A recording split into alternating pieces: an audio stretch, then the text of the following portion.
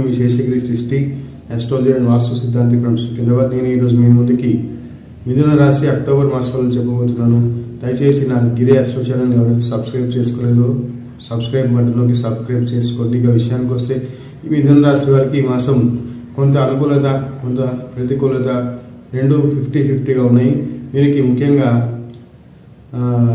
రాష్ట్రాధిపతి కొంత మంచి స్థానం కొంత అనుకూలంగా ఉండడంతో వీరికి గతంలో ఎన్నో ఆలోచనలు ఉండడం వల్ల ఆలోచనలు ఏవి కూడా ఒక కొలికి రాకుండా గజిబిజిగా గందరగోళంగా చికాకుగా పెట్టిన ఆలోచనలు ఇప్పుడు ఒక కొలికి వచ్చే అవకాశాలు ఉన్నాయి. ఒక నిర్ణయం దిశగా ఆలోచనలు పయనిస్తాయి.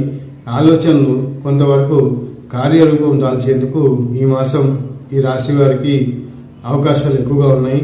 మనోవాంఛ కూడా వారికి నెరవేరబోతుంది. క్రయ విక్రయాల్లో అది రియల్ ఎస్టేట్ కావచ్చు, భూముల క్రయ విక్రయాలు కావచ్చు, షేర్ మార్కెట్ కావచ్చు, కొంత క్రయ విక్రయాల్లో లాభాలు వచ్చే అవకాశాలు ఈ మాసం ఈ రాశి వారికి ఎక్కువగా కనిపిస్తున్నాయి.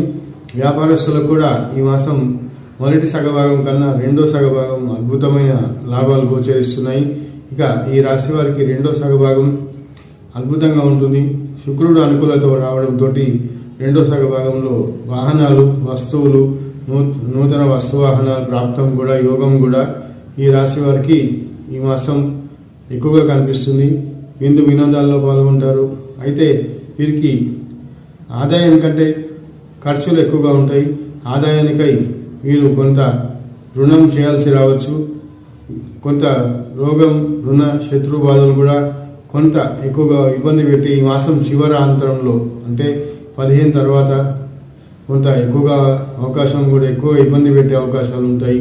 వీరికి గురుబలం కన్నా శనీశ్వరుడు కొంత బలంగా ఉండడం, అలాగే ఆ శనీశ్వరుడు యొక్క వక్రీగతి వలన కొంత వృత్తిలో కూడా సమస్యలు చికాకులు అధికారులతో వేధింపులు ఎక్కువగా ఉంటాయి. కాబట్టి వృత్తిలో కూడా కొంత జాగ్రత్త పడాలి, మౌనంగా ఉండాలి, ఎవరితో వాదనలు పెట్టుకోవద్దు. అధికారులతోటి కింది స్థాయి వాటితో కూడా కొంత ఇబ్బందులు ఎదురయ్యే అవకాశాలు ఉన్నాయి.